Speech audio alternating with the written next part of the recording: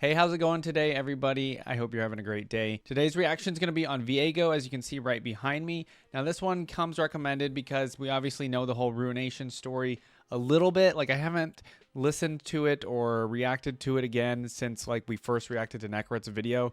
So we're going to be kind of diving back into the Ruination story a little bit, as well as just more into Viego's character. I'm really excited to do that. Now, just a quick recap for those that are new to the channel.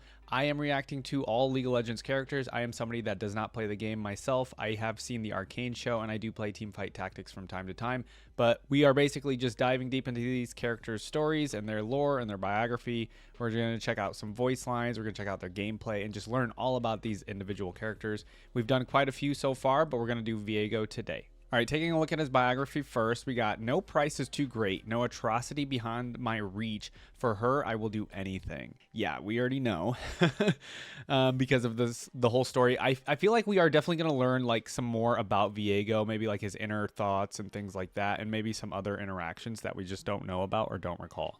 Once ruler of a long-lost kingdom, Viego perished over 1,000 years ago when his attempt to bring his wife back from the dead triggered the magical catastrophe known as the Ruination. Transformed into a powerful, unliving wraith tortured by an obsessive longing for his centuries-dead queen, Viego now stands as the Ruined King, controlling the deadly harrowings as he scours Runeterra for anything that might one day restore her, and destroying all in his path as the black mist pours endlessly from his cruel, broken heart. All right, so role is assassin here. Region is Shadow Isles. Of course, he has a lot of related champions. Let's see if we've reacted to any of these so far. We got Hecarim.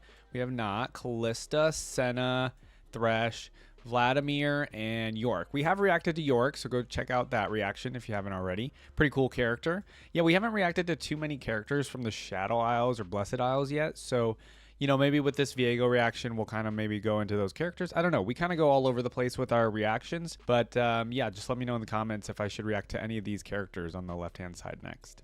All right, let's get into his biography here. Few know of the kingdom to the east, far across the seas, whose name lies all but forgotten among the ruins that dot its shores. Fewer still know of its foolish young ruler, whose love-struck heart was doomed to destroy it. Yeah, okay, so real quick, I remembered when we were learning about the Ruination event, there's like a whole kingdom like way super far to the east that isn't on our Runeterra map. I'm not sure if it's been named or if we actually know the name of it, but yeah, it's like just a super far away land that we don't actually know about, truly. Now a grave threat to all, that man's name was and is Viego. The second son of a dynastic king, Viego was never intended to lead. Instead, he lived a life of comfort that made him complacent and selfish. We've seen that whole, you know, cliche thing before, but yet when his older brother died unexpectedly, Viego who possessed neither the inclination nor the aptitude for rulership suddenly found himself crowned. Yep, that happens all the time in pop culture or like TV shows and things. He showed little interest in his position until he met a poor seamstress, Isolde. So taken was he by her beauty that the young king offered her his hand in marriage, and thus one of the most powerful rulers of the age was wed to a peasant girl. Their romance was enchanting, and Viego, who'd rarely shown interest in anyone other than himself, devoted his life to her. The two were inseparable. He scarcely went anywhere without Isolde, always lavishing gifts upon his queen, and his attention could seldom be broken when she was present. That sounds like love bombing, Viego. Red flag, sir. Viego's allies fumed, unable to interest him in governance, and with the nation beginning to unravel under his questionable rulership, some plotted in secret to end their new king's reign before it had begun. His nation's enemies, meanwhile, saw an opportunity to strike, and the vipers began to circle. Thus did an assassin's poisoned dagger one day come for Viego, but the king was well defended, and the dagger did not strike true, instead grazing Isolde. Oh, is that how she dies? Okay. The toxin worked quickly, and Isolde fell into a ruinous torpor, while Viego could only watch in horror as his wife's condition grew ever more serious. Overwhelmed with fury and despair, he spent every last coin within his coffers trying to save her, but it was all for naught. Isolde perished in her bed, and Viego was consumed by madness.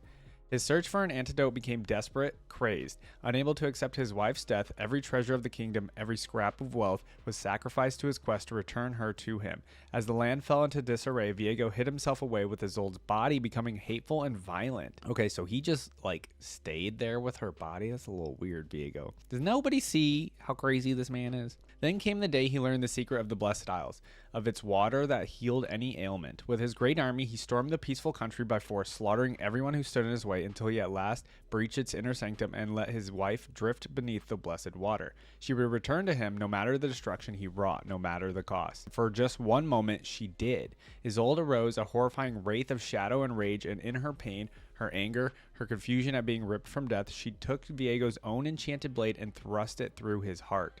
The magic of the waters and the ancient sword clashed, and the chamber's energy erupted, tearing across the aisles and trapping everything it touched in tortured, conscious undeath. That's a really crazy, turn of events there, essentially. Yet of this, Viego remembers nothing. His country collapsed into ruin. Great nations rose and fell, and in time, even his name was forgotten. Until 1,000 years after his death, Viego stood once more, and this time he would not fail. His mind twisted by the same dangerous obsession he possessed in life, Viego's unflinching, deranged love fuels his every action, his every desire, his every atrocity. The deadly black mist pours freely into Viego's broken heart, ripping the life from everything it touches, and he uses the mist to scour the world for some way to return to Isolde to his side. Legions will fall before him only to rise again in his service, continents will be swallowed by living darkness, and the world will pay for every moment of happiness it stole from an ancient ruler, laid low by all-consuming love. He cares not for the destruction he causes, so long as he can see Isolde's face again. His reign is terror, his love is eternal, and until Isolde returns to him, all will fall before the ruined king. Now, the thing about this biography, though, is he's a goner now, right? Ruination event is over. I also know there's a book that came out fairly recently. I want to say 2022. I think just called The Ruination or something like that. By, it's like an actual League of Legends book, and it's got Viego and all, Callista and some other characters involved in it, and I'm pretty sure it's canon essentially. That's a book that I definitely have thought about picking up before. I actually I'm reading other books at the moment. I just honestly probably don't have the time, so I haven't picked it up yet. But yeah, so we've seen he gets trapped, right?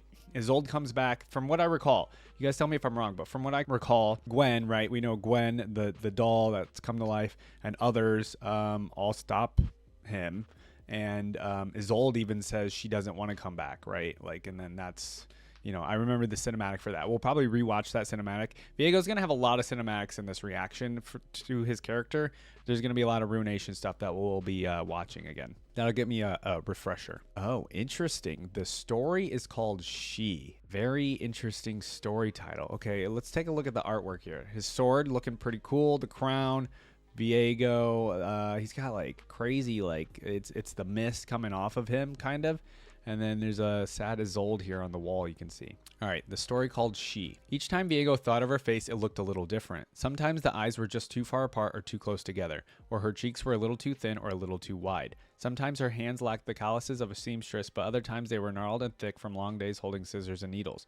She wore a gown some days, and others a simple work frock, and on others still, she wore nothing at all. She was never the same, but always the same. Never there, but always present. A ghost of the heart Viego no longer possessed, rent open when Viego on his shattered, blackened throne at the bottom of the world slammed his king's blade deeply into the rock beneath, cracking the obsidian and sending a brutal tremor across the entirety of the Shadow Isles. To his left lay a painting he could no longer bear to look at, for the fair Isolde's countenance had been too perfect to lay eyes upon, too lovely to grant him any peace or respite. He had torn her away, leaving only the image of a foolish young king who had believed the world was kind centuries before, but who now was rightfully dead. Or if not dead, something else. Viego could not remember much of his old country that was not twisted by shadows or anguish. In his memories, he stepped out upon the sandstone streets and only saw Isolde before him. Every fresco on every wall contained her within a painted world that only he could touch, only he could see. Yet when he went to reach for her, the illusion broke away, and he was here, surrounded on all sides by the putrid waters that had stolen her all over again. Viego ripped his blade from the ground and stood, smashing its great heft into the floor and walls as he wailed. Wow, that's kind of terrifying. Then he was still for a long while, regarding the ancient painting from the old kingdom as if he had seen something new, regarding himself as he was before the isles had been swallowed up by darkness. Viego, he said, so handsome, so young, what became of you, Viego? Where have you gone? He dropped the painting to the floor, its frame cracking awkwardly as the canvas crumpled beneath it. Where are you, Isolde? Said Viego. Why won't you come back to me?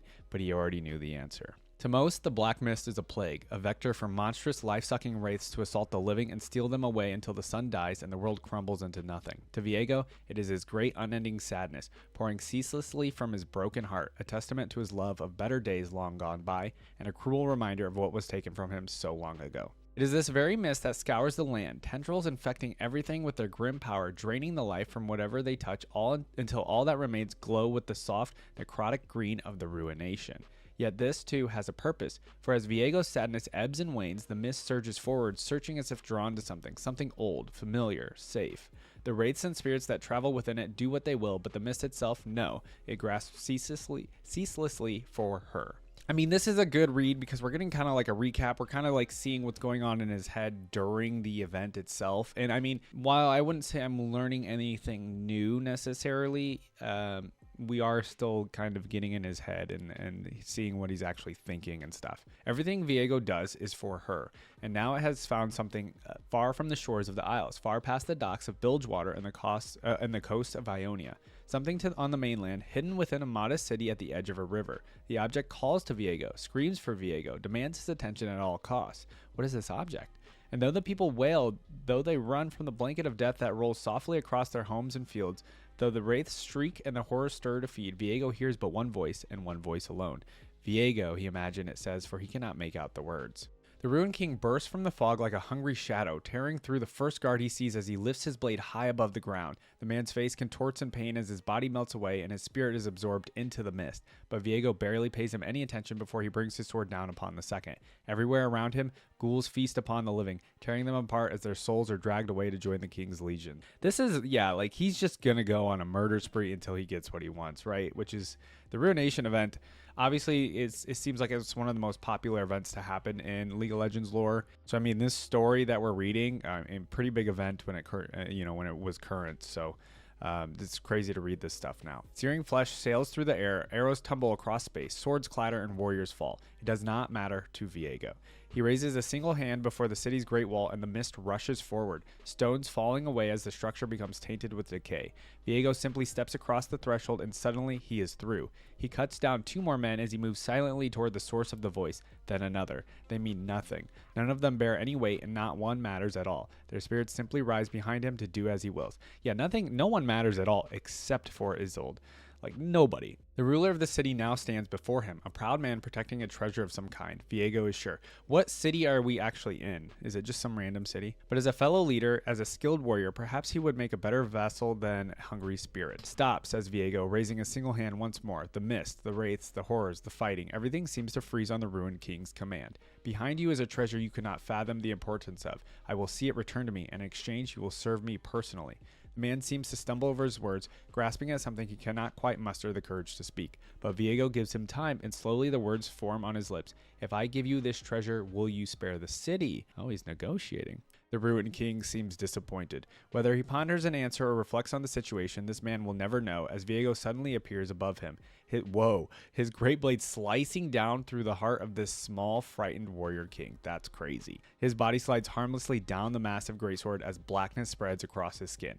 That's such a cool paragraph to read. Like, it's straight up, he just, whether he ponders an answer or reflects on the situation, this man will never know, as Viego suddenly appears above him. That's so cool. Viego rips the door open behind him open, and there the treasure lies. An old worn down music box, a gift from Viego's wedding day, whispering something he cannot quite hear. It seems possessed by grief, by boundless immeasurable sorrow, but Viego simply holds it before his eyes, imagining the soft smile that will surely dance across Isolde's face the day he sees her again. What have they done to you, my love, he coos, as the man he slaughtered and slowly rises from the earth, ghostly greens and blues throbbing from between the cracks in his skin. Do not worry, he assures the music box. I will find you. It is simply a matter of time. And with that, Viego is gone, vanishing as wraiths devour the city. Okay, so this paragraph, this story was essentially just how quickly and how easily he can take over a city.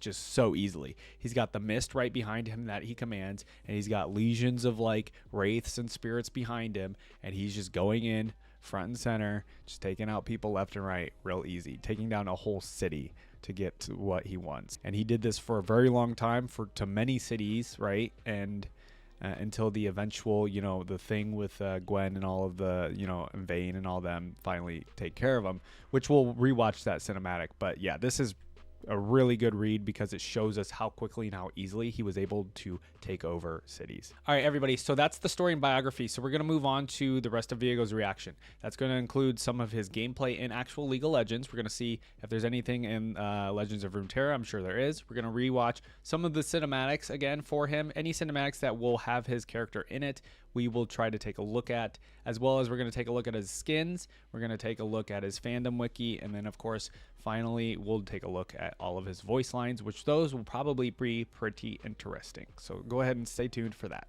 All right, everybody, we're going to do the Ruination. It's just straight up called Ruination Season 2021 Cinematic.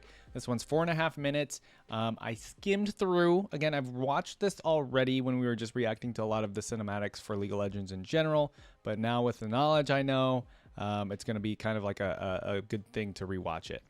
But Viego is in this, confirmed. What did you do to this thing?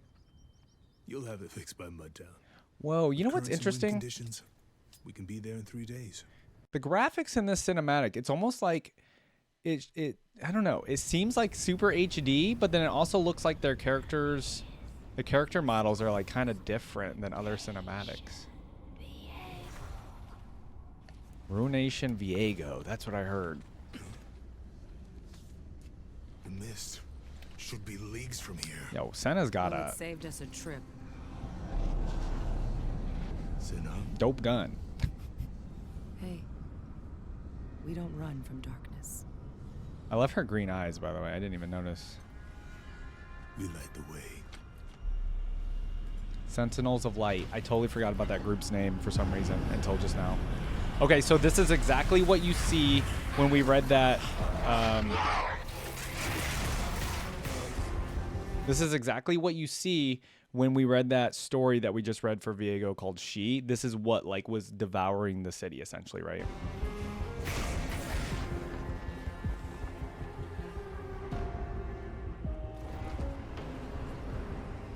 God, that thing's got to be heavy, right? There he is. Oh, he's just letting the wraiths and spirits do it. Do all the work. I have crossed Oh. through death and ruination to get back to her. Return, my queen. You will destroy this world. She is my world. Oh, that's such a good response. Okay, I'm sorry, I have to pause. But just like in the story that we read where he like appeared right above the city leader and killed him, that's essentially right what he just did right there in cinematic form, which is great. Except he's like, whoa, whoa, whoa, whoa, whoa. That's actually it, Devouring City. There's Samira and Darius, which I'm really curious about Samira because of the LeBlanc reaction we just did.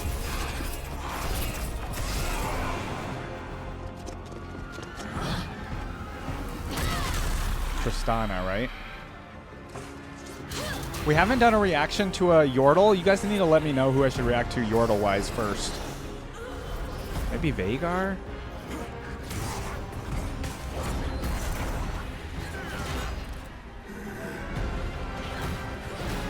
Yo, this is epic.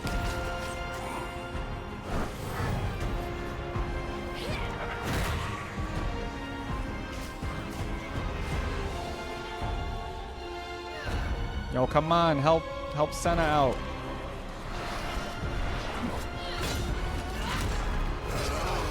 Oh wait, that's Darius taking over. Okay, I was wondering what that was. Oh, that's so cool. She like broke the whole. Sorry, it's a little loud.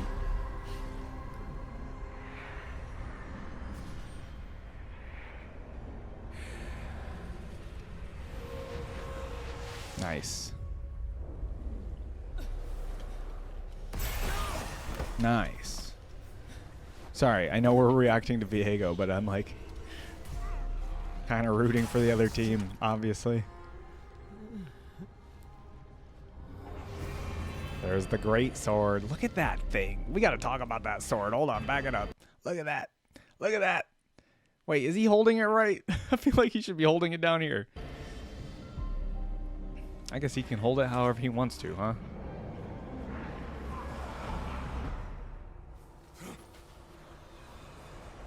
Don't let her die, bro. Nice. Is that what they do? Yeah, they just jump into the water to get away. So he's letting her get the... Well, not letting him, but... Is it just like a soul? What is it that he took from her? Okay, I'm being kind of dumb right now. I don't know exactly what he just got from Senna. We For have to go back powers? for her. Oh, for her. Senna, we can't defeat him alone. Okay, I don't know Senna's full story. That's my bad, guys. To be honest. All right, this is the Sentinels of Light thing, right? Yeah. Okay, cool. Yeah. That was a good cinematic. So we're gonna have a couple more to react to here. Oh, maybe we need to do this. Do we need to do the climb? No. Let's go check out the other Viego specific cinematics, ones that he's actually featured in. I don't think we need to do necessarily all the Ruination cinematics because that's a ton, but I want to do ones specifically that have Viego in it. All right, everybody, I actually found a cinematic that I haven't seen because it also features Akshan, which I don't know about his character at all, but he's essentially kind of explaining the story and the rise of the Sentinels. I skimmed again just to make sure, but yeah, Viego's featured in this. He kind of explains the story a bit. Let's go ahead and check this out. I've never seen this one before, so this will be cool. You want to know how Akshan saved the world? Yeah, don't know about your character. Let's see. Where to begin? I know. A very long There time he is. ago, the king of Camavor Okay, so that's the country, Camavor. fell in love with a humble seamstress. I'm surprised we haven't gotten any other like characters or champions from that country yet. They were soon married, but it didn't last. Poor Isolde was tragically killed. Of course, Viego went berserk and wanted to bring her back from death. Silly man. Only Silly Akshan man. can do this. Only Akshan can do this? Still, he tried what was forbidden and Really? unleashed the Ruination, creating the Shadow Isles. Right. Now swing forward a few centuries and we get to a couple of Sentinels, saving the world from villainy and the undead. Okay. Like Akshan, but with less fluttering of the cape. On their travels, the two met a cruel villain who imprisoned Senna in his lantern. That's Thresh. Lucian Okay. spent years searching for her. And when he finally helped her escape, well, Senna had changed. New powers, long gun. Hearing Long gun. voices in her head. Ah. So, okay. the ruined king has been restored to his youthful form, spewing Okay. mist across Runeterra. Now zoom in on the searching abs. for his lost queen. The scoundrel finds Senna. Get this, the voices in her head were Isolde. Oh. Lucian and Senna are in deep, but they escape. And they realize they can't stop Viego alone. Right. They will need to recruit more Sentinels of Light. Okay. That was it. Thank you for the recap, Akshan. Thank you. That was perfect. Okay, so I feel like I knew, but I forgot that it's Isolde's voice that Senna can hear. So that helped me learn a little bit about Senna as well if we ever get to her reaction, which might be, later, might be soon, who knows. But yeah, like how Thresh captured her and had Senna, and then Lucian, rescues her, and then that's how she comes out, and she's now this form. Okay, interesting. Thank you for the recap. This was a really good recap for me personally, because I don't know some of the other Ruination characters, so that's why I thought this video was a good idea. All right, I found another video with featuring Akshan. He just tells the story and recaps. It looks like there's 3 of these total, Chapter 1 recap, Chapter 2, and Chapter 3 recap, but they involve Viego, and I haven't seen them, so let's just go ahead and watch them. And it'll help me understand a little bit more about the Ruination event. Like, I understand So, where was overall, Ah, but that's right. not everything. I Senna don't know the and fine Lucian details. Sailed to the Sentinel headquarters, but only found a strange, sweet girl Gwen? and a single rookie Sentinel. Oh, this is not enough to save the world, so they had to recruit a team. First Okay. stop, Demacia. The black mist was everywhere, ruining people. The scoundrel was also there, stealing a magic relic while the team fought a ruined Is that when he gets the music box? Is that story? dragon woman? Dragon. Okay, They I were know helped about by a that demon cinematic, yeah. slayer who plays by her own rules, like Akshan, but with less bending and breaking. When all was settled, the Sentinels had their first recruit. On Vayne, to the right? Freljord, where even their summers are frozen solid. Oh. Surprisingly, no Sentinels. Instead, the team found a madman who wanted his comeuppance in battle. They Tryndamere? also met a sad, depressed Yodel named Vex. Oh. Looks like Viego is also recruiting. Our new friend has 2 axes.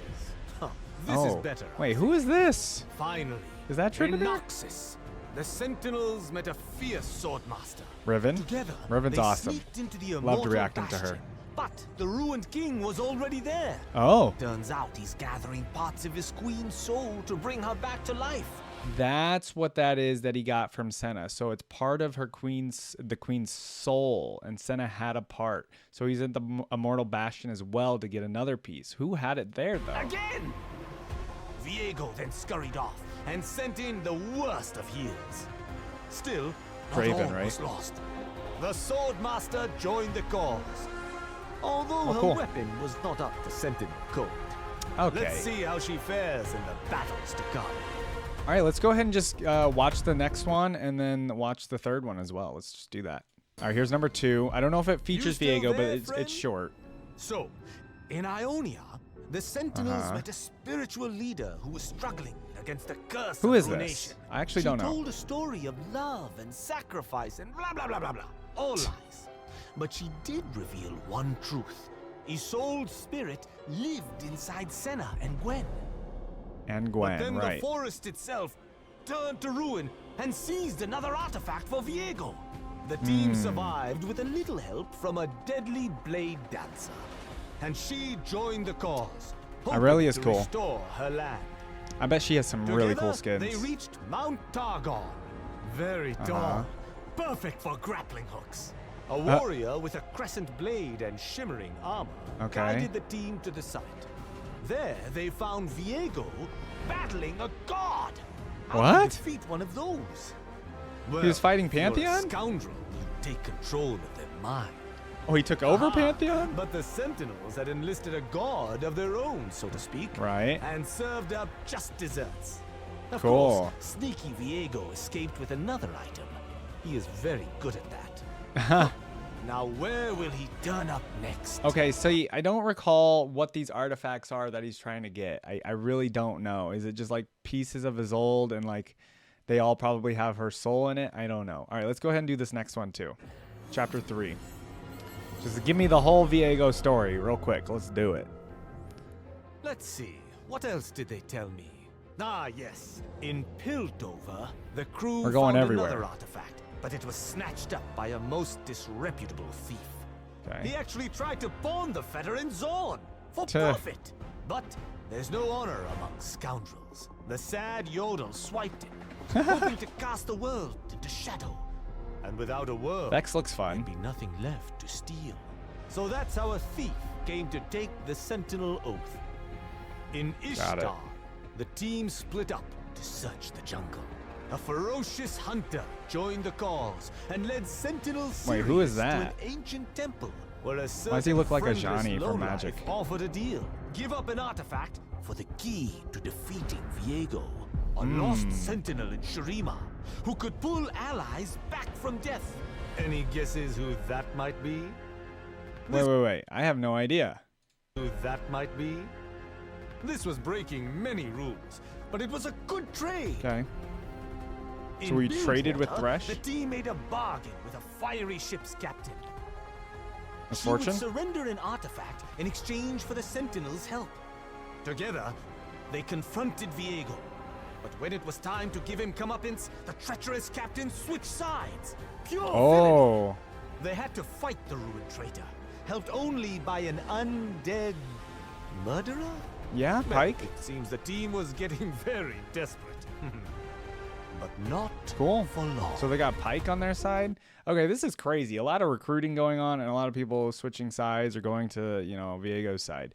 Ruination event is much larger than I thought. I wish I was like watching this stuff when it was happening, but unfortunately we're just, watching now and just getting the recaps. All right, very cool. Let's see if there's any other Viego cinematics. I mean, we're not learning too much like around his character. We're more learning like the overall of like everything he's doing and everything that other people had to do to like come up and fight him, right? All right, and last but not least, I believe this is the end of the Ruination event. It's called Absolution. I believe this is the cinematic where we see him get trapped, right? Let's see this again. Oh, there's the music box that he snatched. Okay, that's what he got from the story that we read. All this in the name of love. All the sacrifices that were made. All the lives forever tainted. There he is. Why is it a triangle in his chest? You have driven good men Is there a mad, reason for that? and madmen good. No atrocity is beyond your reach. She belongs to me. Dude, that... It's a trap, Viego. That's probably his weakness, right? Very predictable. Gwen, now!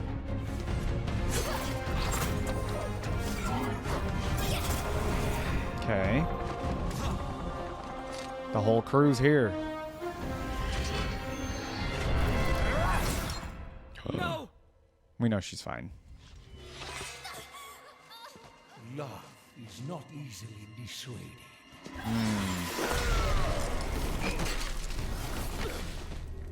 Dude, Viego's super powerful. Long last.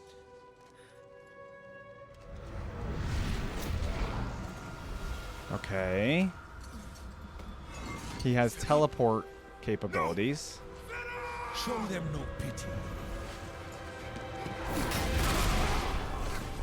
Oh, who is that? Is that Hecarim? Who throws a spear like that? Oh. Pantheon. Okay, so yeah, these are... Here on a shirt? Aha! Well, I didn't mean you. Okay. So the music box has a part of her? Yeah, okay. How did his old soul, like, or whatever, get, like, spread around? I don't understand how that works. There it is coming out of Gwen and Senna, and then the music box. Okay, so was it just 3? Viego, your black and broken heart has destroyed everything. You turned our season of love into an eternity. Yeah, it's not worth it. Bitterness and madness. All this death, all this ruination. And for what? This obsession? She's like, red flags, bro. I loved you until my final breath. Why wasn't that enough? True. Akshan? Does he Our actually save the tragedy world? should have died Was he with not me. lying? Now, let me rest. No, Isolde does it, right? She just stops him. I thought. Oh, he does. He straight up gets the shot in. Oh, wow.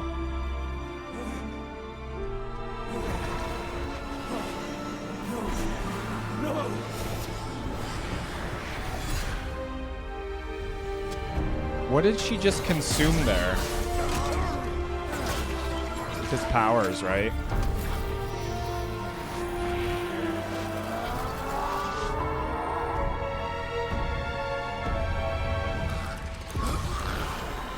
And then it's coming out of everybody else so they can go back to normal. So is this where Viego still is to this day, like trapped?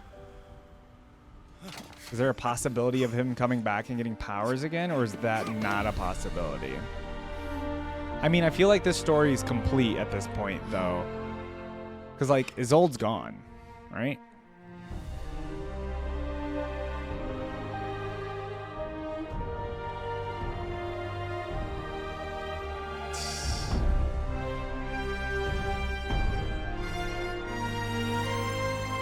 Okay. Oh, yeah, he must still be stuck there. That must be Camivore. And that must be his throne back at the country in Camivore, right? Yeah. He teleported all the way back there.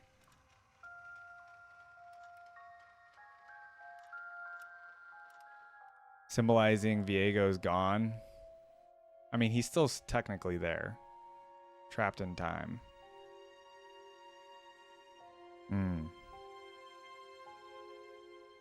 All right. Okay. So there we go. We kind of just recapped all of Viego's story, and we watched the cinematics that he's in. But yeah, I mean, this was I mean, it kind of sucks that we, again, like I said, we didn't get to like go through the whole Ruination story as it was coming out. So we kind of like just kind of rushed through it, unfortunately. But I still want to check out, you know, how his gameplay and stuff is. And then he's got to be in Legends of Runeterra. It'd be weird if he wasn't. And then let's check out his voice lines. I mean, this is going to be some fun stuff. We got his skins to check out as well. He might have some cool skins. So. All right, let's get into Viego's champion spotlight. So I didn't realize Viego is, I mean, okay, wait, Ruination event only happened like 2 years ago, yeah? Yeah, I guess it makes sense that his champion spotlight was only 2 years ago. So let's check this out. Once the young, rash king of an ancient realm, Viego went mad upon the death of his wife. To bring her back, he'll stop at nothing, even if he destroys everything. Whoa, Now, that a powerful crown, or wraith, that helmet Viego looked can cool. Possess the wills and skills of his adversaries. He's a cruel, skirmishing assassin, and no foe is safe from his merciless blade. Whoa, he looks fun to play. Will not rest until I am whole once more. Witness the wrath Cool. of the Ruined King. Welcome to the Viego Champion Spotlight. The Ruined King. The sword is as tall as him, if not taller. All right, let's check Viego's it. passive Sovereign Domain allows him to claim champions who fall to his blade. Claim On a them. killer assist, he can possess them, healing for a percentage of their max health. Whoa, Possessing a whoa, champion whoa, allows whoa. Viego to Okay. become them for 10 seconds. 10 seconds. Replicating all of their non-ultimate abilities, attacks, and item passes. This is Viego's bread and butter. Use your passive to turn Okay. the enemy team's strengths against them. I feel like- yourself, master the enemy. Yeah, I was going to say, I feel like with that kind of passive, you need to be semi-familiar with how to use other characters as well, right? The more you know about your opponents, the better you can best them. Right, literally. Imitation Yeah. is the most dangerous Literally. form of flattery. Fight, puppet. Fight for your king. There is again, I'm comparing it to Overwatch because that's the game that I play, but there is a character that their ultimate is to copy another character from the enemy team, and then you use them for a little bit, right? Blade of the Ruined King is no longer just is pretty an cool. item. It's Viego's Q, and it comes with an active and 2 passives. Okay. His first passive makes every basic attack deal a small percentage of his target's current health as bonus damage. Small percentage is bonus damage. Deja vu. For the active, he stabs forward with his sword, dealing damage. Okay. And damaging an enemy with any spell triggers the Q's second passive, which makes his next auto attack strike twice. The second strike deals significant bonus damage and heals Viego. Oh, I So be see. sure to take a stab at using your blade for sustain. Okay. This passive also works while possessing an enemy champion. Oh, it stays. Okay. Viego's W is Spectral Maw. Charge this skill shot to dash forward and hurl a Oh, it projectile charges. that damages and stuns the first enemy hit. Oh, and he goes Just forward be too. careful, because you're charging in whether you hit or you missed. Yeah. His dash Okay. range is constant, but the longer you charge, the longer you stun. Okay. Keep in mind, Viego can't use this to scale terrain. Oh. Looks like he's hit a wall. With his E Harrowed Path, Viego fires an orb that creates a trail of black mist where he can Huh. hide. The Oh, he mist is hides? great, Oh, unending that's kind of cool. Harrowed Path haunts the first wall it hits, covering the area in mist for about 8 seconds. Whoa. When he's camouflaged by mist, Viego gains movement and attack speed. Whoa. Okay, that's really Fast. cool. And spooky. Gotta Use it go to spread fast. your dark domain all across the rift, but watch out. If your enemies spot the cloud, they might just track your location. I see. Okay. Yeah, like kind of gives you away at the same time. It's like a good way to move Viego's around ultimate faster. is Heartbreaker. Heartbreaker. Abandoning any possessed souls, Viego teleports to a nearby location, attacking the enemy champion with the lowest health, applying on hit effects like his Q passive, and slowing them. Wait. Nearby enemies will also be knocked back, taking damage as well. Okay. You can use your ult as a gap closer to teleport and isolate your target. Yeah. Call it a hit and Okay. run. It's also a ghastly finisher. The lower your target's health, the more Heartbreaker hurts. Okay, fair Afterward, enough. Heartbreaker is always available to be cast while possessing an enemy champion. Oh, Use it interesting. to exit Right. your host early and shift between bodies, controlling the fate. Oh, of the that's fight. cool. Playing the Ruined King requires a bit of patience. This form is nothing to me. Use Harrowed Path away from walls in the early game to keep enemies guessing while you farm the jungle. Once you've hit your stride with your item spikes, it's time to look for those big plays. Your Q's double hit passive has no internal cooldown, so you use your abilities mixed with auto attacks to maximize the damage. This combo lets Viego really burst, giving him an edge in a fight. Stay hidden in the Yeah, it's a lot of burst damage, huh? Borrowing bodies as you take them down one by one. That's so cool that he takes over bodies. Just ghost them. Oh my god, and then the Blitzcrank. That's fun. The Mist Sorry, As an Varys. assassin, Viego isn't great when behind, but if he has a head start, he can conquer the Rift, quickly turning objectives and team fights to his favor. Okay. All this carnage. Do you see? I do it for you. Looking to bring his I'm excited reign to an get into end, these voice the lines. aggressive early game to put the king in his place. Remember, Viego is a conqueror at heart. Yeah. If you let him collect items, it'll be a missed opportunity to keep him contained. Wow, they did that, didn't they?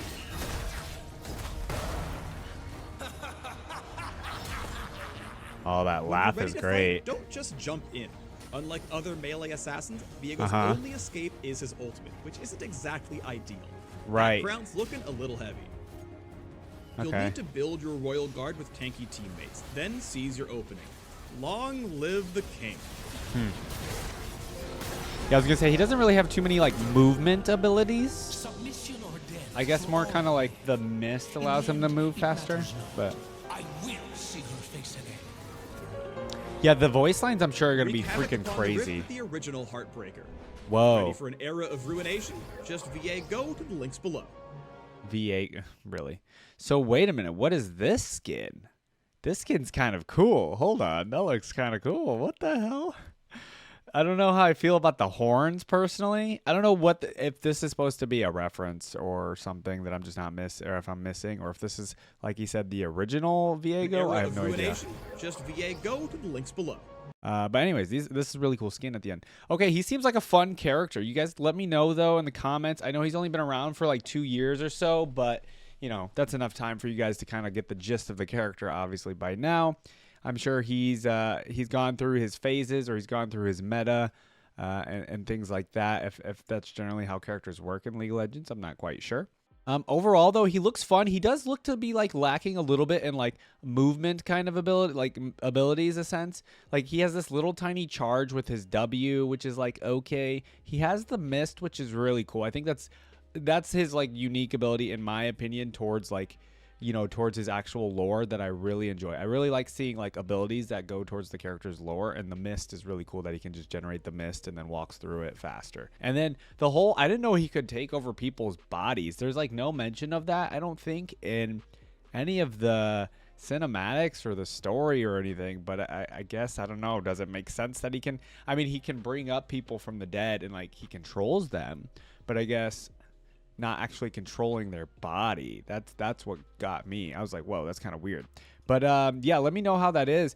Like again, what I said earlier, like I feel like with that kind of ability, yeah, you're only taking over their body for 10 seconds, but I feel like somebody playing Viego would want to be somebody that actually kind of knows a little bit about the characters they're taking over. You know what I mean? You don't want to just grab some random character you kill. I mean, you probably will because it seems stupid to not do it. But like, you don't want to grab a character and then you just like, okay, I have no idea what I'm doing with like Varys or something, for example. You definitely want somebody playing Viego that kind of knows generally a lot of characters, I would think. But maybe League of Legends is just that intuitive and you can kind of just figure it out and just smash your Q and your W and all that and just figure it out, right? So anyways, Viego looks fun. Let me know how you guys think Viego plays in game, and let me know, like what Viego's meta is. Have any of the pros been using Viego? And things like that. I'm always curious about that kind of stuff, like I said. All right, next up we have the champion theme for Viego. This one's a bit longer. So now Viego's obviously a little bit of a newer character. Some of the older characters that we've reacted to, their themes are like kind of like weird, or they don't even really have themes. But, Viego being a newer character, I was excited because that means he has a theme. And these are kind of like my favorite parts of some of these reactions is some of the music, right? So this one's a little bit longer, 4 minutes. I don't know if are we going to get a story within the music. What's going to happen? This is a longer one for sure. Let's go ahead and listen. Oh, we are getting some visuals-ish, or it's probably just going to zoom out and then it'll be Viego. All right.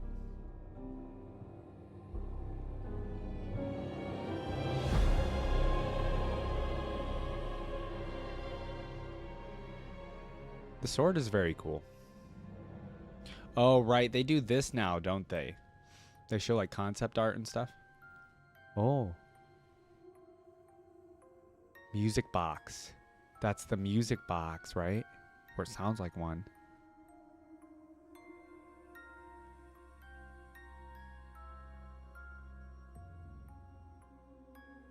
This is kind of eerie. I don't know, music boxes kind of freak me out because, you know, it's kind of like a horror movie trope, right? Sometimes, anyway.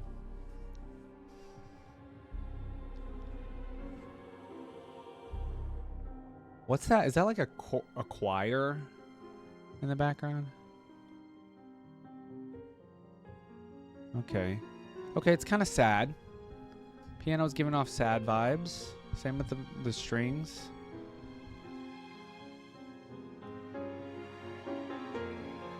I mean, you know, he is a tragic character. Ooh, I like those drums coming in.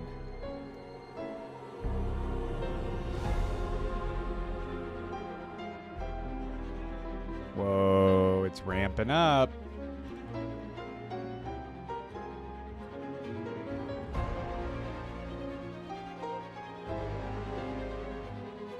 It's building up to be like an epic almost.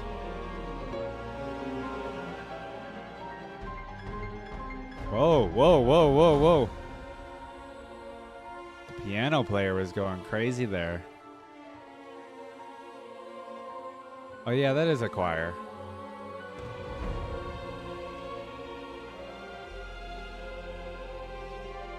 I do love that we get to see some of the artwork. It's pretty cool.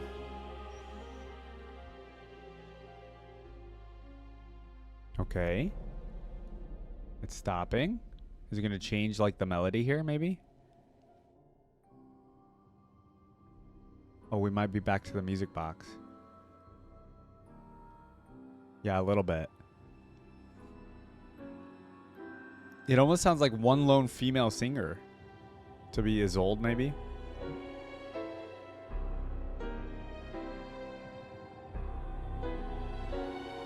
Yeah, it's building back up again. Yo, I love the piano.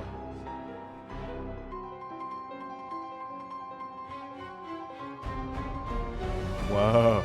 Okay, that's really good.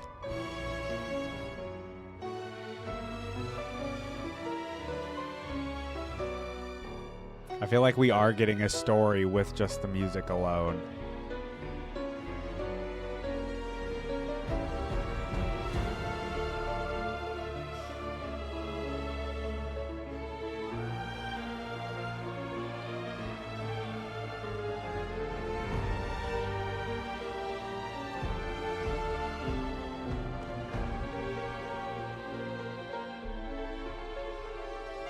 The piano's been going this whole time. That's so good.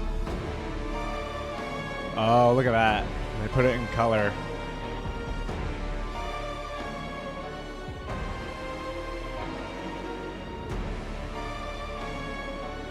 Dude, you can still hear the piano guy going crazy.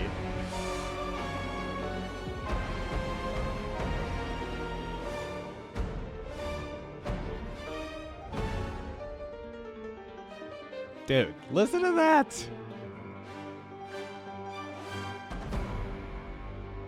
Wow.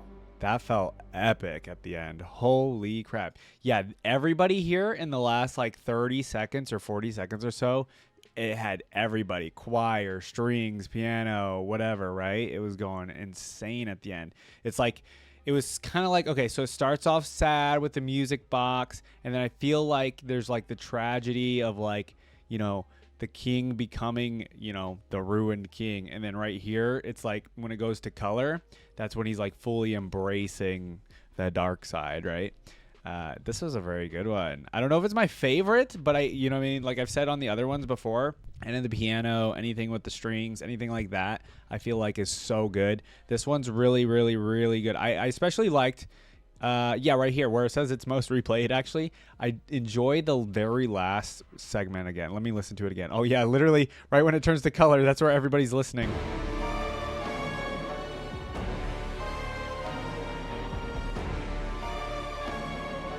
That dun dun dun. Yeah, it's pretty epic, honestly. Oh, what is the, oh, okay, never mind. This is the mist that's all around him. I was like, what's going on here? Yeah, it's just, I mean, obviously it's just the artwork, but that's essentially what the mist looks like, right? When he's probably controlling it. So, wait a minute, the mist comes out of the triangle thingy? I had no idea. It comes out of it? Okay, well, I learned something new. I didn't realize that's where the mist stuff came from. I don't know, maybe I thought it just, I don't know, magic. It just appeared somehow. But yeah, I guess it comes out of the triangle in his chest. I did not realize that. Anyways, I want to know what you guys think of the theme. I thought this was a really, really good one. I still think my favorites are kind of like Camille's and like Jin's and some of those. There was another one. I think I really enjoyed Lissandra's as well recently. But Viego's was very, very good. Haven't hated or disliked any of the themes, but I do want to know what your guys' thoughts are on Viego's theme. Let me know. All right, and now we have the Viego reveal for Legends of Runeterra. So let's check this out. Beyond the mist, my queen. The whole world. All right, I want to read this. So 5 for 5-4, or he's a 5/5/4. Fearsome. I actually don't recall what Fearsome does because I have not played in a couple of weeks now, but I forget. You guys let me know what Fearsome does. Each round, the first time an ally dies, summon an encroaching mist. I've seen level up when I've seen allies with 20 plus total power die. Will know my anguish. Okay. Ravenous Butcher. Shadows of men, hungry to remember.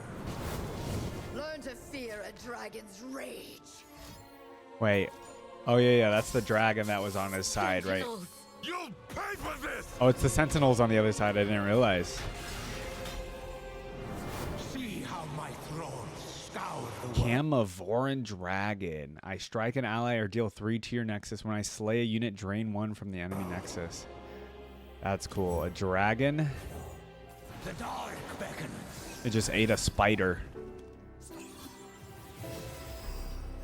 So is Viego kind of like a sacrifice deck styled kind of champion? One shadow. subsumed Despair. by Pick a many unit eyes. to strike your nexus, then kill it.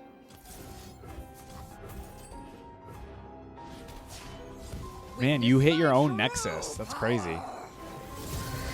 Oh. Okay, so that was Shyvana leveling up. Dragon Shyvana. Kadragran the Ruined. Play, grant an allied champion or dragon challenger. Okay. And it's got Fury. Okay, so it's like a dragon deck with Viego. Me and die. Crazy. I mean, if you're going to grab spirits, grab dragon spirits. All will be consumed by the black mist. That was an interesting level up animation. Oh, wait. I want to read that. 1 second. So now he's a 6/5. Each round, the first time a unit dies, summon an encroaching mist. Round start. Steal the strongest enemy this round. If it's a champion, kill it instead. Whoa. So he steals the strongest enemy at the beginning of round start. If it's a champion, kill it.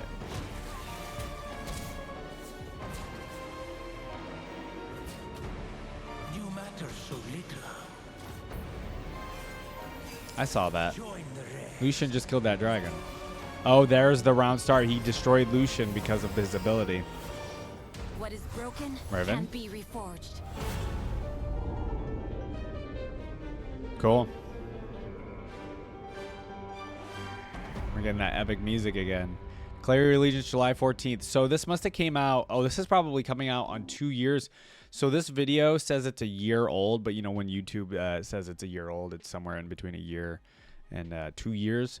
But you know, once it hits the 2 years, it'll update to 2. But it's he must have came out. So today we're in May of 2023. So he came out in July of 2021. Then interesting.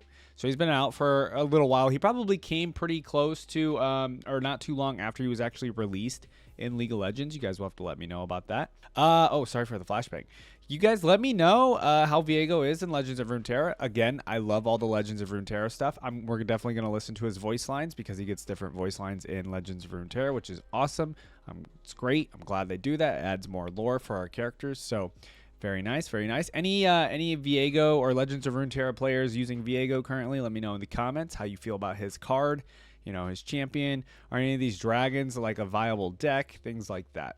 I did notice with Viego's character or his kind of play style, it seemed like you would be, you know, buffing up your dragons by having them eat things or hurting your own nexus. So it's like a lot of like, I don't know if that's just Viego's kind of style where he's just like, he doesn't care about hurting his own stuff, right? He's just all about winning or just charging forward or something. So yeah, let me know your guys' thoughts on Viego and Legends of Runeterra in the comments.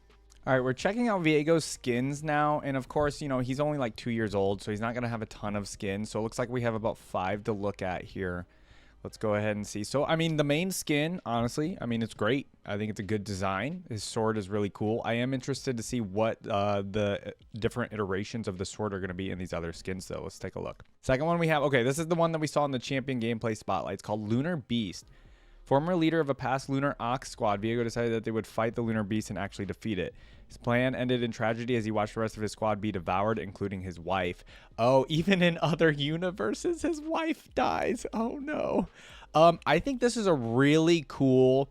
I mean, we saw it in-game, like I said, in the champion spotlight. I thought it looked really good. The sword looks really cool. I just don't know how I feel about the horns. I mean, I get, you know, it's part of the Lunar Ox squad, so I guess I get it. I think I like this crown better than this, but I think otherwise, like, everything else is great. Okay, let's see. Oh, we have Dissonance of Pentakill. So we got a Pentakill one. Interesting. I don't know if I like the all white, or I don't know if I like the white pants. I think everything else is cool. Okay, so it went back to the cool crown. I like the crown. I like how he's playing the sword, and I like how the sword is curved like that. Like, that's really cool. And then obviously he's playing it like a guitar or whatever. Very good one. I like this one as well. I think I'm just going to choose my favorite. We usually do like our top 3 favorite skins, but obviously with only 5, I think we'll just try to pick one. EDG. Okay, this is honoring, I'm not going to even mess up that player's name, winning performance as Viego during the 2021 World Championship. Okay, so somebody did use Viego during the 2021 World Championships. That's really awesome. Oh, you can see there's other EDG skins. There's like a Yumi one. I'm assuming that's Zoe. These are really cool. I don't know. I really like this like bluish black white aesthetic. This one is actually I mean, we're not focusing on Viego in this portrait too much. Oh, we have it actually in game. Okay, that looks really good in my opinion. I like the blue. I mean, the red and black looks good too, but I think I prefer the blue, black, and white here. I think this one's really good. I might even say it's my favorite. I don't know yet. Okay, so the last one is called King. So this is him as King of Camivore. This is like him in his normal state, which is cool to see that. I'm glad they did a skin where you actually see the normal version of Viego right before he turned into the Ruined King. I mean, this is a great one. He looks like a king or a prince or whatever. Like, the crown looks great. He's wearing fancy clothes. The lighting's perfect. The sword is still massive. That sword is just insane, in my opinion. But, I mean, whenever you give a character a sword, you have to give them something unique. And I think they did a good enough job of making his sword pretty unique, especially because you, like, hold it in the middle. It's kind of weird. Like, there's this big bottom half, but he just, like, holds it here. It's very interesting. Okay, in terms of my favorite... Even though I hate the Lunar Ox thing here, or like the, I don't know. You know what? Okay, I'm gonna, wait. Do we have in-game? Oh, see, in-game, that looks pretty cool. Oh, yeah, and you can change the colors. All right, even though I'm not the biggest fan of the crown, I guess you can say, Lunar Beast, I think, is definitely the coolest one. In-game of his original skin, like, it looks okay. Like, I think they're all pretty solid skins, personally. Let me see, I didn't see the Pentakill one. Well, the curved sword, it looks really cool. You can really see that it's like super curved, or it's got squigglies, whatever you want to say. I think, yeah, I think the Lunar Beast one's definitely my favorite. I think it's really good. The blue really sticks out, which is really cool. And then the color on some of these other ones actually sticks out as well. Like, it just really pops. And I think you want a skin that really pops. Unless I guess you're trying to hide or something, or just not be seen. But I mean, pretty sure every good character, or every good player at League of Legends is going to spot you either way, right? So I don't think it really matters what skin you use, but I could be wrong on that one. Anyways, yeah, this looks great in my opinion, in game as well as in just like the artwork. So this one is my favorite skin for Viego. Let me know in the comments what your favorite skin is. I'm always interested to hear what you guys have to say.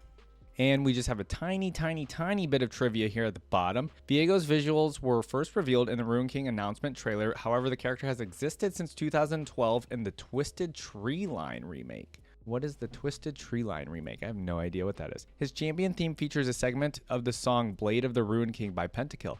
Oh, that's very cool. I didn't know that it actually comes from Pentakill. Viego is possibly inspired by the Spanish word viejo, old, and the name Diego, as his kingdom appears to be inspired by Spain and Camelot. Okay, they're also the Spanish surname Viego and parish Viego in northern Spain. Isolde references Isolde of Ireland from the chivalric romance Tristan and Isolde. The first 3 new champions following Viego's release were Gwen, Akshan, and Vex. Okay, so Akshan and Gwen were also introduced during Ruination, and Vex was, I guess. Were directly tied to his return and continued his story with each release. Okay, we're getting a little bit of, lately with the reactions, I feel like there's been a little bit more of, I guess, Vex involved in some of our reactions, or Vagar's been mentioned. I don't know if I'm mixing up Vagar and Vex, but yeah, just like some of these Yordles are being mentioned in some of my more recent reactions, and I haven't reacted to one yet. Viego's placeholder was a purple Jarvan IV during his development due to the similarity between the length of the lance and sword. Okay, very interesting stuff. Let's go ahead and move on to his actual character Fandom Wiki, though. All right, it looks like we get a little bit more background here on Viego's early life, so let's go ahead and read into this. Viego was born centuries ago to the royal family of Camivore, significantly later than his brother. Didn't know he had a brother. Due to being the 4th born child of the king, he was largely neglected in favor of his brother and spent his childhood in his shadow. Viego was tutored by the greatest minds in the land and learned swordsmanship from his father's generals. Viego's best friend was his own niece, Callista. Oh, that's the connection with Callista? I had no idea.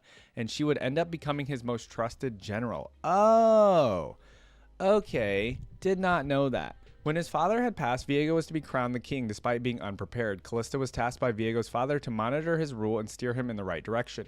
Shortly into his reign, Viego had fallen in love with a peasant seamstress named Isolde. The two had a whirlwind romance and were quickly married. Viego had begun to neglect his kingdom in favor of his queen, and his enemies began to conspire against him. Yeah, that's never good. They had sent an assassin to kill the wayward king, but they were intercepted by General Callista. However, Isolde was poisoned in his place. The king ordered the nation's greatest healers and scholars to find a cure for the queen, but when they failed, he sent Callista to search for one instead. While the king was preoccupied with keeping the queen alive, the kingdom continued to be neglected and uprisings plagued the country. He ordered Commander Hecarim and his knights to quash these insurrections, and hundreds were put to death. Okay, so all of his generals and knights and stuff are still his generals and knights or whatever, even when he becomes the Ruin King. That's pretty interesting. Eventually, the queen would pass, and the king sank into a deep depression. Hecarim proposed invading foreign lands as retribution for the queen, and Viego approved.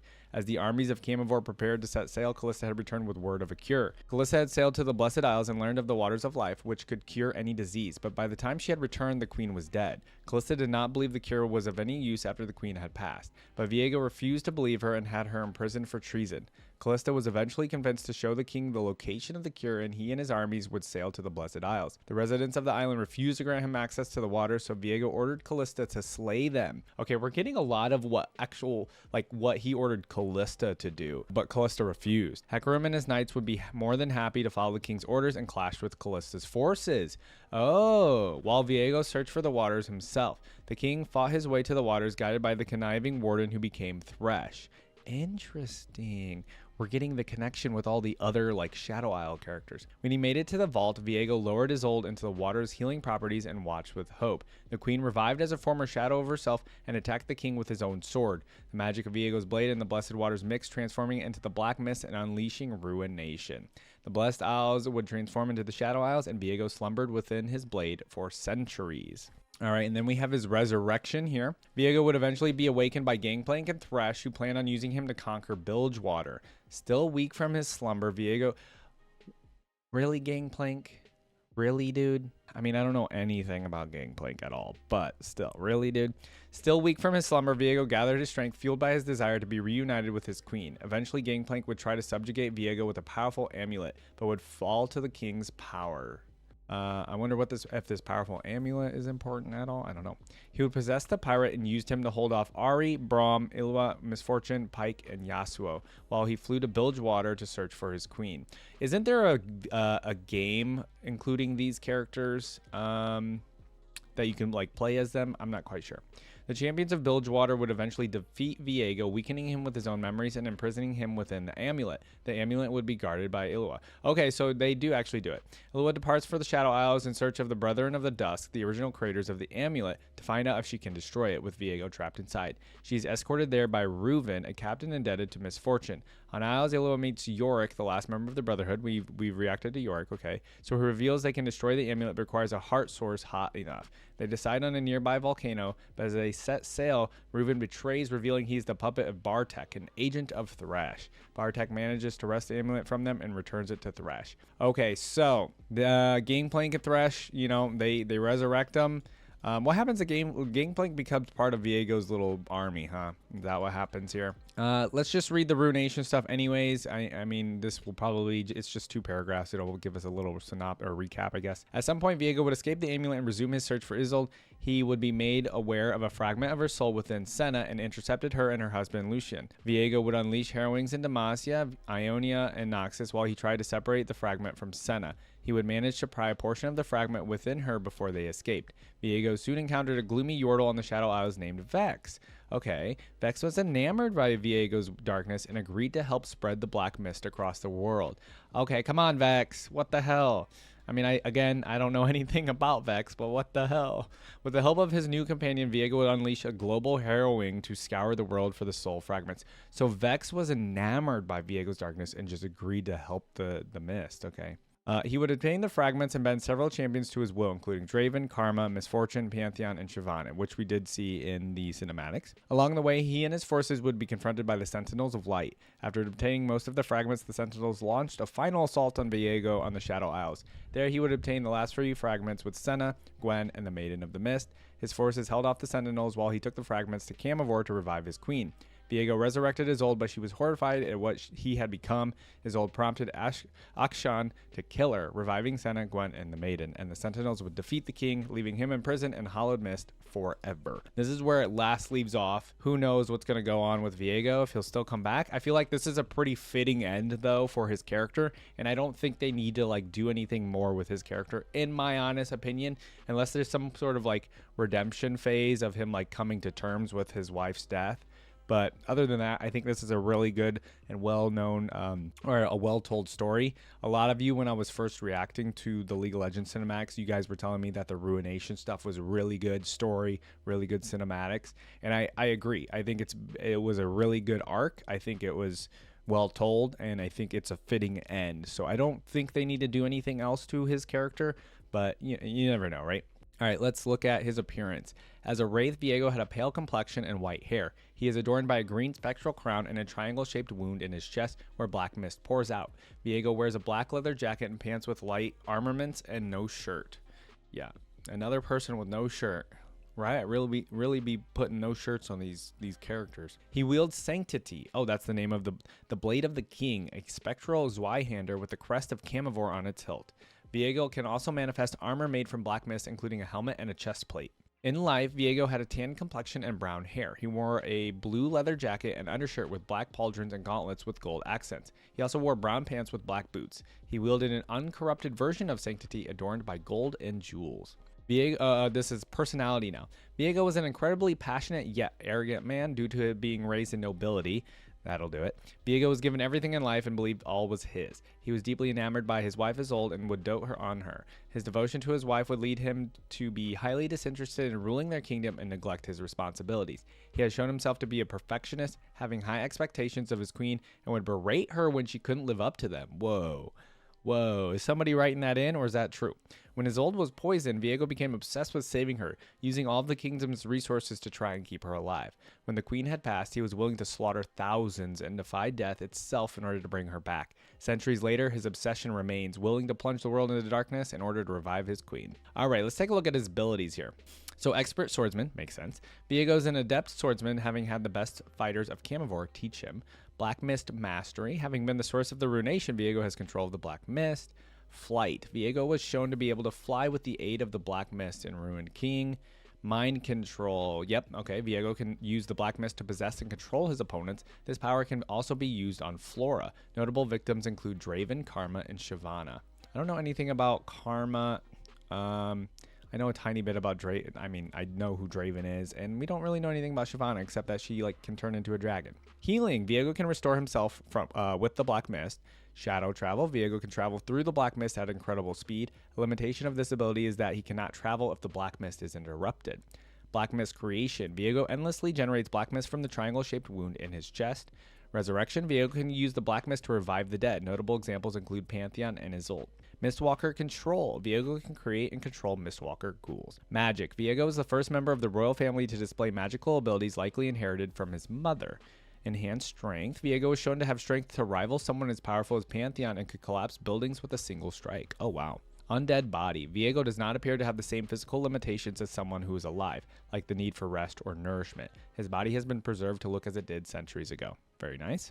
All right, now relationships. Oh man, we got a lot of relationship stuff here. Obviously, I think this is, in my opinion, this is like kind of like the best part of learning about these characters. I like seeing how interconnected the characters are with other characters. I think that's some of the best parts, and it shows the connections and just shows how like well-rounded and how well written some of the stories are for these characters. So I really like reading this stuff. Callista is Viego's niece and was his most trusted general in life. Despite being her uncle, Callista was like an older sister to Viego. The two were friends for a long time since he was largely ignored in favor of Callista's father. When her grandfather died and Viego became king, his negative traits were worsened and they began to drift apart. However, she was still loyal to him. Callista managed to protect Viego from an assassin, but resulted in Isolde getting poisoned instead. She would set sail in order to find a cure, but found it too late and was imprisoned as a traitor for her failure. She was eventually convinced by Hecarim to lead Viego and their army to the Blessed Isles for the Waters of Life.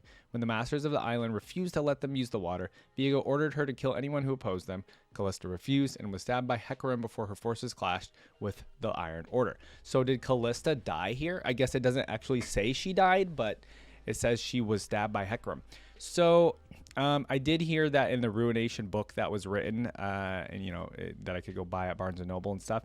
I hear Callista is in that quite a bit, and it kind of makes sense. They were very close, so that's interesting. Obviously, I think Hecarim was pretty close too, though. Hecarim was the leader of the Iron Order, a brotherhood of knights which vowed to protect the king's islands. Under Viego, Hecarim and the Iron Order acted as the king's enforcers and quelled growing dissent after Viego began neglecting his duties. Hecarim and his knights accompanied Viego to the Blessed Isles. They held off Callista's forces and pillaged the city while Viego attempted to heal Isolde.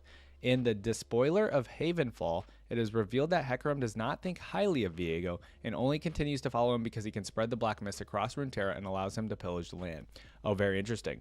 I was going to say, I wonder what Hecarim's inner thoughts are about what Viego's doing and stuff. Same with Callista, right? We don't really get to hear their mindset exactly. Obviously, Callista refuses here, so she's very much so against. And so is Hecarim, but you know, he's just like afraid that Viego will just murder him, so he probably just doesn't do it. All right, Vladimir. Although Viego calls Vladimir his uncle in game, they are only distantly related due to both descending from the royalty of Camivor. Oh, Vladimir's from Camivor too? At some point after being taken by his darkened master, Vladimir started sending customary, yearly letters to his original kingdom. After Isolde was poisoned, a grief-stricken Viego refused to respond, not knowing Vladimir had the power that could have saved her. What? Whoa. Okay, I'm a little interested in Vladimir. We did just do LeBlanc's reaction, and he's involved with LeBlanc in a way, so I'm a little curious about that one. All right, Isolde. Viego's wife is a seamstress named Isolde. Viego was selfish, self-centered, young, immature, and had a lot of power. So when he saw someone as beautiful as Isolde, he had to have her. She accepted because she was a commoner from a conquered country. Viego was a perfectionist in his relationship with Isolde, so when she couldn't live up to his expectations, he would berate her. However, the thought of not being the perfect husband for her disturbed him, and he would abandon the memories of the times they fought. Oh, that's why. Okay. It is uncertain if Viego truly loved Isolde or loved that she was his because he was raised to take anything he desired. Regardless, he doted and focused on her and ignored his duties as king. Viego's love for Isolde is characterized by utter obsession to the exclusion of everything else and driven by a lack of understanding of any motivations other than his own. He's got a lot of red flags, guys. Viego is, yeah, he's got red flags. Isolde stabbed Viego with his own blade after he resurrected her. The magic of the waters and the ancient sword caused ruination, which turned the Blessed Isles into the Shadow Isles. When Viego resurrected Isolde a second time, she was disgusted at what he had become and the atrocities he had committed to bring her back. She would allow Arcane to kill her again with his absolver to revive Gwen and Senna and weaken Viego. Gwen was created by Isolde, and she associates him with the pain of Isolde being taken away from her. She opposes Viego and sided with the Sentinels of Light to stop the pain he has caused and search for Isolde's soul fragments. Gwen contained a fragment of Isolde's soul. All right, yeah. Gwen's pretty basic relationship there, but we kind of already understood that. Thresh led Viego to the Waters of Life, where he resurrected Isolde. Thresh and Gangplank woke Viego up from his slumber in order to use him to conquer Bilgewater. Yeah, but then, like, they didn't, though, I'm assuming. I don't know. Thresh plotted against Viego during the rise of Sentinels and secretly siphoned the excess black mist he was producing in order to unbind himself from the Shadow Isles. Oh, interesting. Okay, Thresh. Senna was cursed to have a fragment of Isolde's soul within her, leading her to being relentlessly hunted by the mist. Later, she learned the truth about the mist during her time inside Thresh's lantern. After being... Oh, yeah, okay, so we knew about that. After being freed from it, Senna and her husband, Lucian, were determined to defeat Viego. Upon finding out about Senna's relation to Isolde, Viego confronted her, and Lucian partially separated Isolde from her body. She, Arcane, and Gwen, and a Sentinel rookie would eventually defeat him in Camivore and leave him restrained in Hallowed Mist. Vex. Viego unleashed a global ruination with the aid of Vex during the rise of Sentinels. Vex was enamored by Viego's desire to plunge the world into darkness and aided him in causing a global ruination, but would later abandon him when she discovered that he was doing it for love. Haha. Vex was like, wait, you don't want to take over the world? You're doing all of this for love? Vex was like, oh, that's lame. That's kind of funny. All right, Ruination. So Maokai and York were hunting for Viego in hope of restoring the Blessed Isles. The Maiden of the Mist was one of the fetters of Isolde's soul. Right, we learned about that stuff a little bit when we reacted to York. During the events of Ruin King, Ari, Braum, Illua, Misfortune Pike, and Yasuo set sail to the Shadow Isles to confront Viego in order to protect Bilgewater. Viego tried to tempt Misfortune into joining with him, promising her the power to rule Bilgewater and even bring back her mother, but her will proved stronger and she would imprison him in a Buru artifact. Okay, so that's the amulet. Misfortune would eventually join Viego during Rise of the Sentinels, after months of fighting over Bilgewater with Gangplank. Oh yeah, I was gonna say, I thought in one of the cinematics we saw Misfortune join Viego's side. Viego would eventually escape the Buru artifact and unleash harrowings across multiple regions to begin his search for the fragments of his old soul. These harrowings were repelled by multiple champions, including Darius, Karma, Poppy, Samira, and Vayne. And then, yeah, of course, he corrupted multiple champions such as Draven, Karma, Pantheon, Misfortune, Shyvana to aid in his search. Multiple champions were recruited by the Sentinels of Light to stop him, such as Diana, Graves, Irelia, Olaf, Pike, Rengar, Riven, and Vayne. All right, let's go ahead and see what trivia we have here at the bottom. The relationship stuff was very nice. Let's see what we have here, though. Viego was in his early 20s during the first Ruination. Oh, one of the cures Viego purchased was a spell that prevented Isolde's corpse from decaying. Camivore is based on a combination of early modern period Spain and Camelot. Viego's name was chosen to reflect this origin. Okay. The country was originally hinted in Viego's voice lines to be called Camavea. However, that name was cut because it sounded similar to the Brazilian Portuguese words Camavea, meaning old bed. The new official name of the kingdom was later revealed in his champion insight. Viego is the Ruined King because he was emotionally ruined when Isolde was killed, which caused him to trigger the Ruination. Okay, so that's just like giving us a reason why it's called the Ruined King. The Black Mist corrupts people and makes them look altered and monstrous. Viego controls the Black Mist and not vice versa, so he hasn't been corrupted by it at all and become monstrous like the other Shadow Isle beings. Right, he's in full control of the Black Mist. Let's see, as mentioned in the Riot Report of February 2021. After being stabbed by Isolde, Viego actually died and fell into the same state as a normal person would, not knowing all the details that happened shortly before. During that state, he still grasped the general ideas, though, not in details of the events that had happened. I don't know what that's really stating there. Viego's form is distorted by his delusion and personality. Viego's magic is something he doesn't even fully understand. It is deeply tied to Helia and the Black Mist. The Black Mist is parasitic in nature and rips life, bringing souls to an undead state. Yeah, I guess my question is, after he has been, trapped, is all the Black Mist is just completely gone because it was coming out of him and he was controlling it. It's got to be completely gone now, yeah? Sanctity is a royal weapon passed down among kings. When a new king incarnated, it would absorb part of their soul in order to revive them should they get fatal injuries in battles. Oh, wow. When Isolde stabbed Viego in the heart, the magic of the blade tried to revive him at the same time with the magic of the blessed water, but due to the soul part inside the blade itself, it could not do it.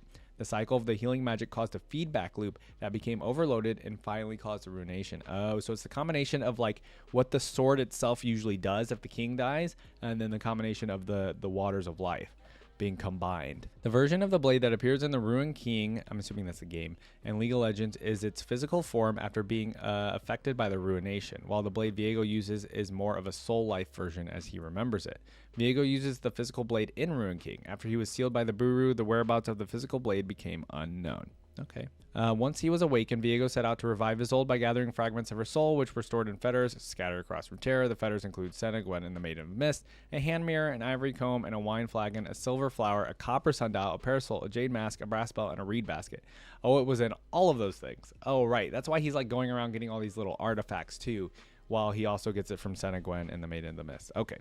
Very interesting stuff here. Yeah, guys, there was a lot to learn about Viego. I really appreciated hearing about... I didn't know all of this stuff about Callista and Hecarim. This is my first time even hearing about Callista and Hecarim. Didn't know a single thing about them. I just know they like... their forums are like Shadow Isle forums or whatever. Vladimir is very interesting. The whole relationship between Isolde. I know Gwen, obviously. She's got kind of a basic story personally. And then, we got to learn a little bit more about Asena and Lucian, but if we dive into those characters a little bit more, I'm sure we'll learn even more about them, especially maybe since the Ruination event. I don't know if they've been up to anything else since then. But yeah, guys, let me know your thoughts on his fandom wiki, if there's anything in here that's maybe missing, or if there's anything that wrong or incorrect, because sometimes that can happen, with obviously everybody's able to kind of contribute and put in stuff. I guess maybe not everybody. I don't know. Can you just make an account and just put in stuff here? I'm not quite sure, but let me know, guys, your thoughts on the fandom wiki for Viego.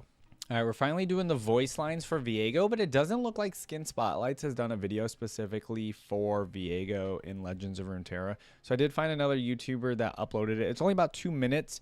I don't know if this is going to include everybody. This is just when champions meet Viego. So he probably has like other lines for like victories and defeats and like player being idle and things like that. But unfortunately, this is what we have according to YouTube. I haven't found anything else. So let's go ahead and check this out though. All right, what do we got? Viego and Akshan. I do this for her, for us. Okay. Come on, lover boy. Time to put you to bed. Lover boy. She waits for me beyond the mist, my queen. You really don't know her at all, do you? Fair. Submission or death for all who live. That turned out well for you last time. I love that this is more a video of these people talking to Viego, and it's just Viego speaking, but we are still getting his voice lines. All world will know my anguish.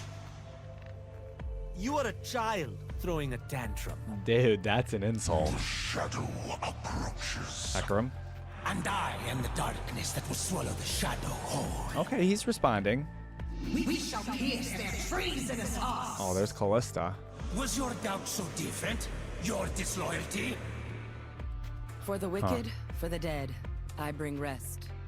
There will be no rest till I bring my queen home.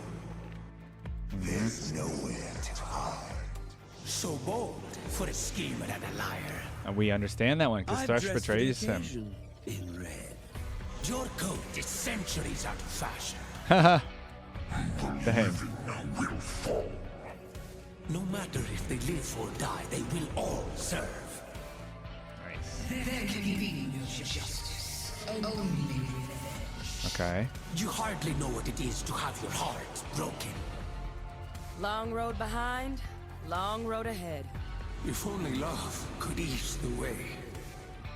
He sounds okay. I'm gonna be honest. Viego does kind of sound lame. Like he's so, I don't know. He kind of sounds lame. I hate to say it. That is the price they pay for defying their king. Like this man is doing this all for love, and I feel like it's kind of a weakness. No. Hello, my darling. Hello, uncle. Oh, there's the one about. Okay, so there's the one about him calling Vladimir uncle. Okay, so I think that's been explained though in the fandom, right? Where it's like Vladimir was also from Camivore, from like the nobility line of Camivore, so they're like sort of related essentially, but I don't think he's like legitly his uncle. That's according to the Fandom Wiki itself. So that's very interesting. We didn't get too many lines here again, unfortunately, but he was actually responding to the other cards coming in. So I was a little bit wrong here at the beginning. At the beginning, I thought it was just the cards were coming in and it was just Viego saying kind of like generic lines. But no, he was actually responding to them, which is nice. You know, like he was a little one note. I mean, he did kind of clap back at Vladimir's coat being out of style, which was good. But yeah, most of these are just like him, you know, saying, you know, all are gonna fall to me. The darkness is gonna take over, and they were all just like responding pretty well. They were like, nah, you're not. It's not gonna happen, man. Like stuff like that, basically. I understood the Thresh reference here, which was nice because we read it in the Fandom Wiki. We wouldn't have known that if we didn't read the fandom, so that was great. Yeah, and we know a little bit more about Callista. Is this the reason in her artwork? I mean, we're not doing a Callista reaction, but is this because this is where Hecarim and Hecarim's units like killed Callista, right? I don't know if that's why that's in her or not. Akshan was really clapped back. Vayne really clapped back. I think these were really good responses from the other characters. I hate to say it. Like, Viego, good villain, but like the heroes in this story kind of had some good comebacks. I'm not going to lie to you. But let's go ahead and listen to his actual League of Legends voice lines. I'm sure there's going to be a lot more in that one, so let's go ahead and listen. All right, and last but not least, we do have Viego's special interactions from Skin Spotlights. So let's go ahead and check this out. It's only 5.5 minutes. I feel like what happened, guys? There were some characters when we were first reacting, they had like 15-20 minute videos. Now we're only getting 5-minute videos for even a newer character. But anyways, let's go ahead and check it out. Hello, Uncle. I'm surprised you haven't been torn apart by an angry mob. That's a reference to nobility. That's my assumption, right? Because he's also a noble from Camivore. Okay. Demon, when all life ends, you will return to your slumber. Ooh, I like that there's an interaction between him and Fiddlesticks. That's really cool. For all your ambition, Hecarim, this is what you are reduced to. He's saying he thought you had more potential. Your god could not stop me before, Sea Priestess. Do not challenge me again. Okay, that's reference to the artifact or the amulet that You will never captured him. have your vengeance, Callista. Never. Sing, Arthas. Garthus, sing of all that must be lost, and she who must be found. I'm not sure what that one is talking about because I don't know anything about Karthus. Death. Answer me. Answer. Oh, that's because he's yelling at Kindred because he's like, yo, you're responsible for Isolde. Yeah, that's cool. I like that. Go on, tree. Defeat me if you can. It will never restore the eye. Yeah, we don't know anything about Maokai except it's like it's a tree from the Isles or something. Why do you hide your face from me? That's so scary to hear him say that. Your treachery doesn't surprise me, Thresh. Only that you believed you'd win. Okay. Lately, I haven't felt like Viego's won in any of these comebacks or conversations. I think that was a good one. Ah, the monk from the waters. Uh-huh. And someone else. Isolde? Is he talking about no, isn't this holy water around his body, around his neck? I forget. It's been a minute since we reacted to York. Oh, he's talking about the Maiden of the Mist, right? That's what he's talking about. Yeah, okay. In death as in life, Hecarim, you will fight only for me. That's cool. You never believed in my rule, Callista, and now this is your fate. Arise, death, and greet the king who conquered you back. We needed to learn more about Kindred. All I ever did was the voice I could not lines. see myself in your eyes. Huh. He just talks to Senna like You it's are Isolde. simply the latest to defy me, jailer. The latest to defy him. So angry, Why does it say creepy Uncle Vladimir up here? What? uncle. It was one unanswered letter 1,000 years ago. That's cool. Yes, we read that in the Fandom Wiki. Basically, he just didn't respond to Vladimir's letter. Isolde, I know it is you. Show yourself to me. Yeah, talking to the Maiden in the Mist. Okay. I will find my love again. You matter so little. You are not the hero of this tale. You are not anything. Huh. I like that one. That's good. The weight of this moment is so much more than you. Yeah, but is it? It's all just for your The dead dead wife, will man. not rest until I am whole once more. Yeah, I see. You know, there's a lot of red flags, Your Viego. pain I see a lot of red nothing flags compared here. to mine. No, you can't. You can't do that. Another red flag, man. Love is cruel, yet it will conquer. That's kind of poetic. It's true. Ooh, a pentakill. All this carnage. Do you see? I do it for you. Talking to his old specifically there. Interesting. Humor was better 1,000 years ago. I doubt that, actually. I'm sure humor's only gotten better. The tremble in your voice. Oh, this is a taunt response. Okay. In a world Respond. without love, death means nothing. Also poetic. Also kind of true. The ruination cannot end. Not yet. Kind of already did, dude. Sorry. No. She remains in this world. I could feel it. All right. These respawn lines are pretty good, though. I like them. First moves. Okay. Submission or death for all who live. In the end, it matters not. I Yeah. will see her face again. Man. I mean, you gotta address She his waits for me conviction. beyond the mist. My queen, my love, my black and broken heart.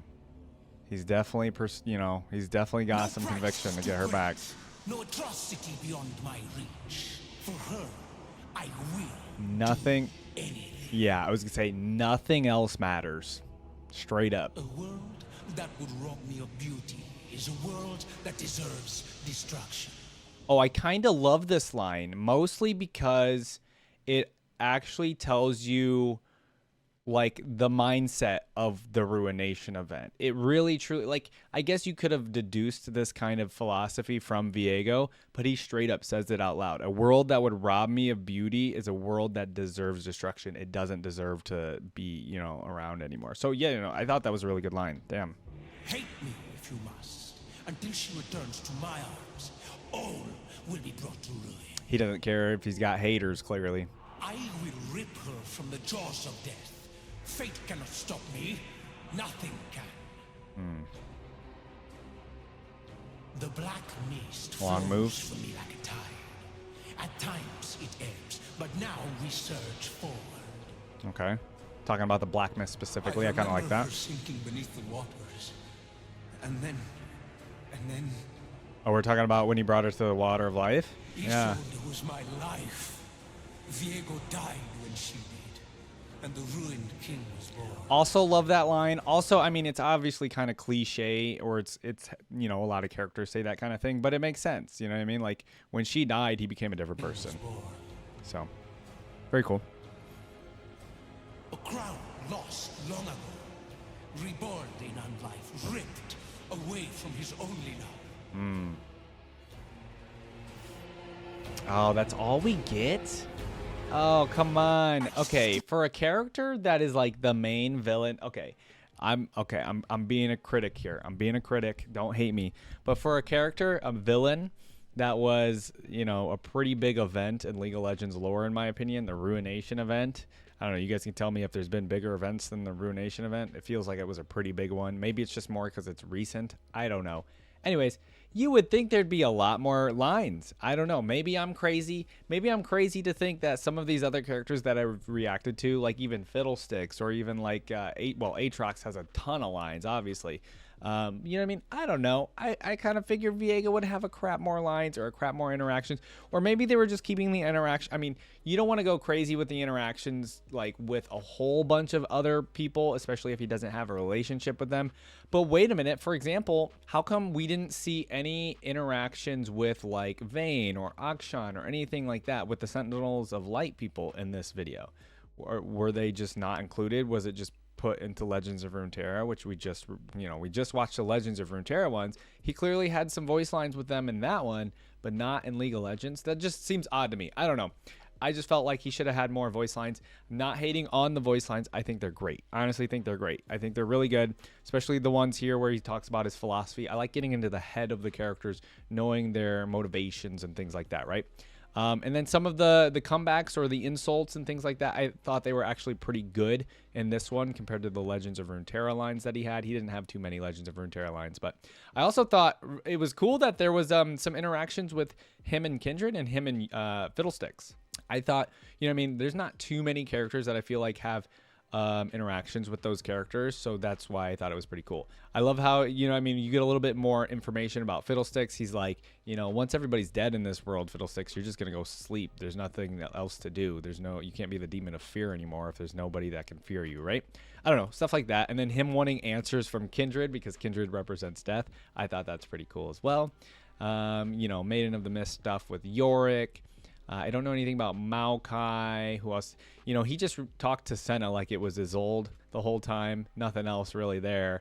Karthus one, you guys can let me know in the comments about this one. Let's see. It says, sing Karthus, sing of all that must be lost, and she who must be found. Don't know what that's referencing to, so let me know about that one in the comments. This one we know about because it's about the Buru artifact and the amulet that they captured him in originally in Bilgewater, I guess.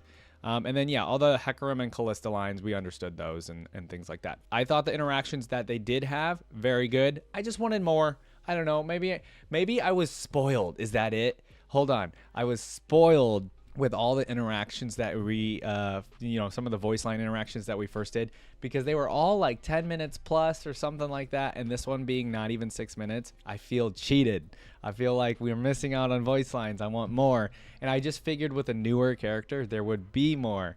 But unfortunately, there's only 5 minutes of voice lines here. I don't know. Maybe Skin Spotlights didn't do all the voice lines. Maybe I'm crazy. Maybe I'm wrong. I don't know. Maybe I'm getting mad about nothing. But anyway, guys, I digress. Let me know your thoughts about Viego and the character. And please comment below. Actually, I want to know, because I wasn't into all of this stuff when Ruination event was actually going on. I want to know how hype it was. Was there like a lot of hype in the community during the Ruination events? How often were they like releasing the cinematics? Because, you know, I'm here in 2023. I have access to all of the cinematics that were released. I can watch them all in order anytime I want. I don't have to take a break. You know, it's like the significant, you know, it's like the equivalent, I mean, of binge watching a TV show, you know, just waiting for all the episodes to come out, you know, and I wasn't there during the hype of like waiting each week for an episode to come out. So I just kind of want to know, how hype was the Ruination event? Do you guys think it was like one of the biggest events to ever happen for League of Legends lore? It kind of seems like it was, or at least, you know, when I was reacting to cinematics in the past, everybody just kept, you got to watch the Ruination stuff, watch the Ruination stuff. So it seems like a lot of people loved that event. I'm kind of surprised they haven't tried to incorporate a big story like this again. I don't know. I think they should be always incorporating some sort of big overarching like League of Legends story, or like some sort of like problem or something happening in Runeterra. You know, we had Belveth, I guess, not that long ago, but there hasn't really been some Viego, you know, some story kind of like Viego's in the Ruination event with Belveth. Maybe that's coming because Belveth is very new, and you know, she seems to be like a threat. I don't know. I don't know. I'm very curious. Let me know your guys' thoughts on all of that stuff in the comments below. Please, please, please. Let me know your guys' thoughts on Viego itself. Anything that I may have missed, anything you guys want to let me know, just please put them in the comments below. I'd appreciate it. And if you guys liked my reaction to Viego, please leave a like on the video. It helps the algorithm, helps other people see the video. I'd really, really appreciate it. And of course, if you like this reaction, I have plenty of more you can watch. Go check out those and hit subscribe on the channel so you know when I upload a new video. I try to upload one new video a week. I'm trying to do more, but you know, just with time and editing and things like that, I do all the editing myself. Some of these can take a little while. So anyways, guys, thanks for watching. I appreciate it. I'll see you in the next video. Have a great day.